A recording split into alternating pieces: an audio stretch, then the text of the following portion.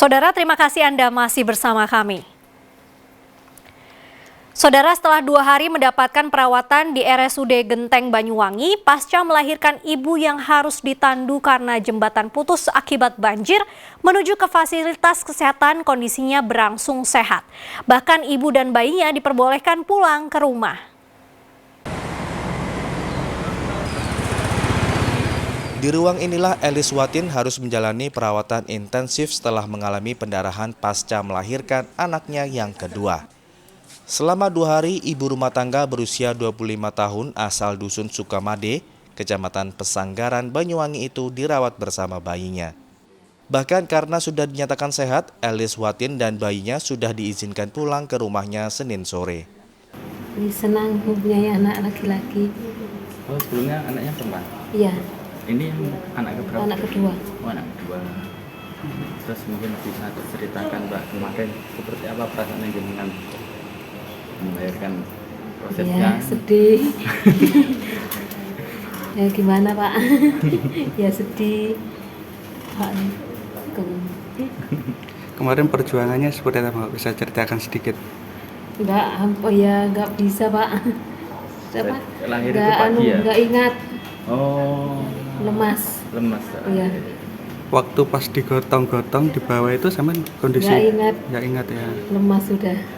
Direktur RSUD Genteng Dr. Siti Aisyah Anggraini menyampaikan, saat tiba di RSUD Genteng hari Sabtu, Elis Watin dalam kondisi lemas. Begitu juga bayinya. Saat itu, Elis Watin banyak mengeluarkan darah selepas persalinan di rumahnya. Pasien dari Sukamade, itu alhamdulillah kondisi saat ini sehat dan alhamdulillah oleh dokter yang merawat hari ini diperbolehkan. Untuk bayi seperti apa?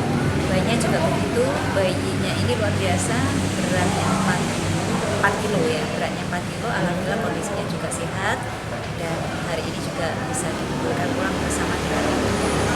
Jadi ibu dan bayi alhamdulillah kondisi dalam keadaan sehat. Sabtu siang, seorang ibu melahirkan di rumahnya di Dusun Sukamade, Banyuwangi, harus dilarikan ke rumah sakit karena kondisinya melemah. Evakuasi tak mudah dilakukan karena terkendala jalan rusak serta terputusnya jembatan akibat terjangan banjir.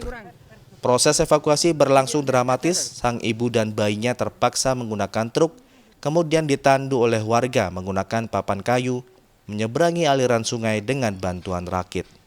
Taufik Ferdiansah melaporkan dari Banyuwangi. Saudara, Rumah Sakit Umum Daerah Dr. Sutomo, Surabaya berhasil melakukan operasi pemisahan bayi kembar siam perempuan dempet panggul asal Ngawi.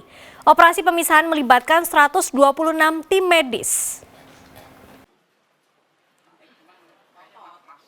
Bayi kembar siam Aziza dan Al-Zahra, bayi kembar siam ke-126 yang berhasil dipisahkan oleh Rumah Sakit Umum Dr. Sutomo, Surabaya.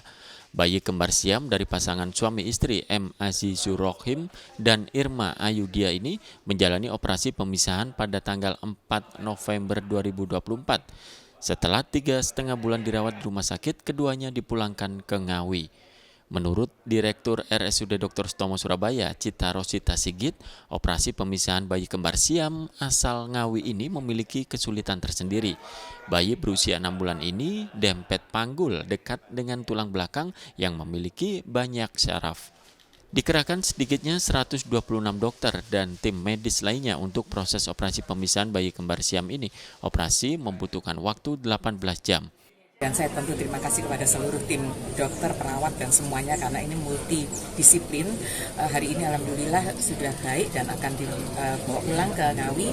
Harapan selanjutnya adalah bisa terus dipantau, terutama tumbuh kembangnya, dan tentu teman-teman di Ngawi berkomunikasi terus dengan teman-teman di Sutomo, dan apabila ada sesuatu yang dibutuhkan kami siap untuk konsultasi dan memberikan yang terbaik untuk Aziza dan Azhara ke depannya. Orang tua bayi bekerja sebagai buruh pabrik dan pengemudi ojek online tak memiliki biaya untuk operasi pemisahan anak pertama dan kedua mereka. Biaya perawatan hingga operasi pemisahan bayi kembar siam sebesar 3 miliar rupiah ditanggung pemerintah Provinsi Jawa Timur dan Pemda Ngawi. Sutomo mendapat tugas yang cukup berat untuk mengampu rumah sakit untuk kesehatan ibu dan bayi yang terbesar. Dan berdasarkan pengalamannya sejak tahun 1975, punya pengalaman memulai untuk melaksanakan operasi pemisahan bayi kembar siam. Dan ini sudah diakui ya, hampir semua rumah sakit di Indonesia merujuk ke Sutomo. Meski telah dipulangkan, kondisi dan perawatan bayi akan terus dipantau oleh tim medis di Ngawi maupun RSUD Dr. Sutomo Surabaya. Rumah sakit Dr. Sutomo Surabaya sendiri ada sekitar 5 bayi kembar siam lainnya yang masih menunggu giliran operasi pemisahan. Dari Surabaya, Ari Purwanto melaporkan. Saudara, imbas rencana pembangunan jembatan layang yang akan dibangun pemerintah Kabupaten Blitar, ratusan makam di tempat pemakaman umum dibongkar. Pembongkaran makam dilakukan sukarela oleh ahli waris dibantu aparat desa setempat. Warga Desa Siraman, Kecamatan Kesamben ini membongkar makam anggota keluarganya untuk dipindah ke lokasi lain. Sedikitnya 486 makam yang akan dibongkar secara sukarela oleh ahli waris. Rencananya di lahan bekas makam ini akan dibangun jembatan layang yang melintasi Desa Siraman dan Desa Kesamben, Kecamatan Kesamben. Proses pembongkaran makam ini dilakukan usai ada rencana pelurusan jalan. Semua yang direlokasi 486, yang ada ahli warisnya 247. Yang sisanya itu adalah untuk Nah, untuk pembongkaran sendiri Bu, apakah sudah ada kesepakatan dengan masyarakat Bu? Semua sudah ada kesepakatan, bahkan dengan seluruh ahli waris juga diajak musyawarah dan semuanya sudah sepakat gitu. Oke, untuk jalan ini sendiri akan dibangun kapan Bu? Untuk dibangunnya saya kira saya kurang mengerti karena ini program pemerintah. Yang jelas saya untuk sementara ini merelokasi makam dulu. Sebagai ganti rugi, setiap ahli waris mendapatkan uang pengganti sebesar Rp1 juta. Pemerintah menyiapkan lahan baru untuk relokasi makam tidak jauh dari lokasi makam sebelumnya. Nur Ramadan melaporkan dari Blitar.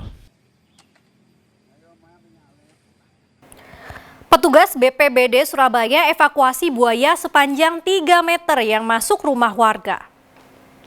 Saudara, tetaplah bersama kami.